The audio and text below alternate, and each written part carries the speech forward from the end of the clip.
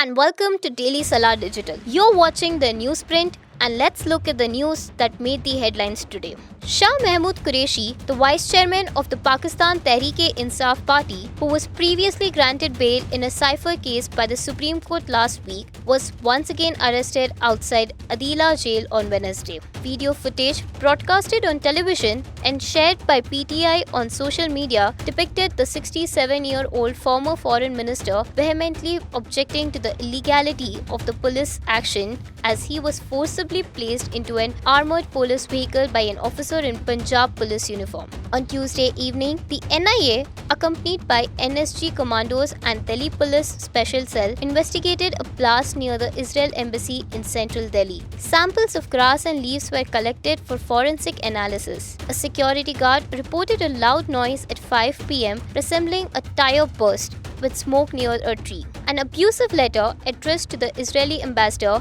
mentioning Sir Allah resistance was found. 2 suspects are being tracked and CCTV footage is under scrutiny. Tel Aviv issued an advisory for Israelis in India, emphasizing caution and embassy staff safety. On Wednesday, the Congress party announced that it will organize the Bharat Nyaya Yatra, which will be led by Rahul Gandhi from Manipur in the east to Mumbai in the west of India. This journey will cover 14 states and 85 districts starting on January 14th and concluding on March 28th, covering approximately 6,200 kilometers. The route includes Manipur, Nagaland, Assam, Meghalaya, West Bengal, Bihar, Jharkhand, Odisha, Chhattisgarh, Uttar Pradesh, Madhya Pradesh, Rajasthan, Gujarat and Maharashtra. Jairam Ramesh, Congress General Secretary, stated that the Bharat Nyaya Yatra aims to address issues of economic, social and political justice. On Wednesday, the centre under Union Home Minister Amit Shah designated the Muslim League Jammu Kashmir Masarat Alam faction as an unlawful association through the Unlawful Activities Prevention Law. The decision was prompted by the group's involvement in anti-national and separatist activities in Jammu and Kashmir. Masarat Alam Bhatt, chairperson of All Parties Hurriyat Conference, has been in Tihar jail since 2019 due to charges related to a terror funding case. Karnataka Health Minister Dinesh Gundurao announced a week of home quarantine for COVID-19 patients as the state reports 36 cases of the JN1 variant. Despite an overall increase in cases, Rao assured the public, stating there's no need for panic. The state government is securing additional resources, including oxygen containers, and has requested 30,000 precautionary vaccines from the central government. While New Year celebrations will proceed without restrictions, the health department emphasizes adherence to COVID-appropriate behavior.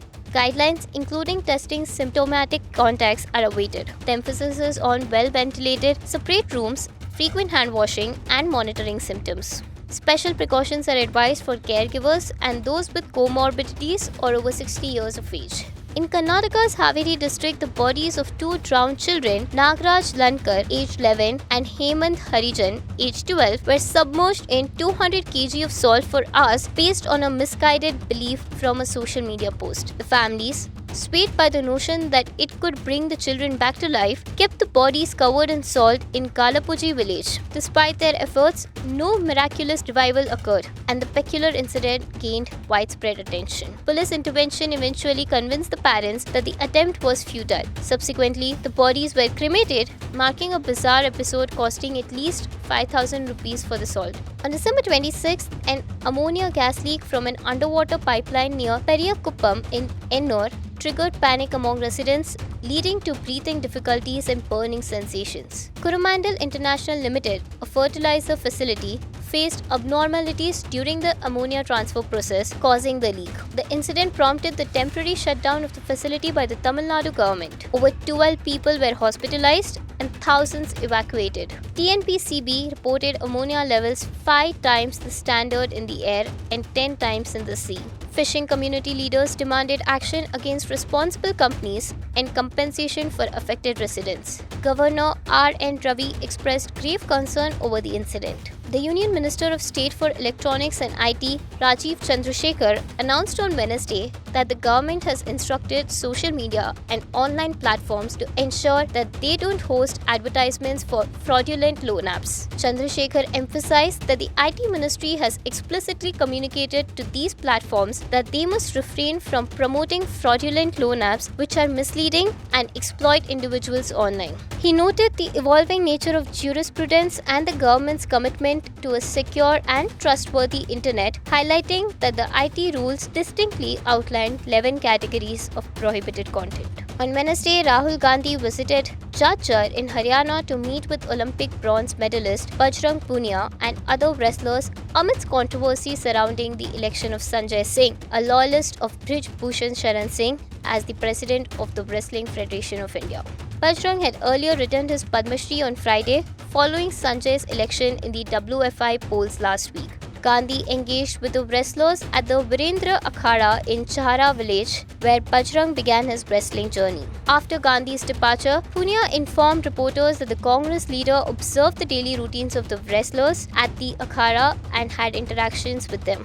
Jolly Bastian, a renowned stuntmaster who has worked in over 900 films in various South Indian languages, passed away at the age of 57 due to a cardiac arrest at his Bengaluru residence on Tuesday.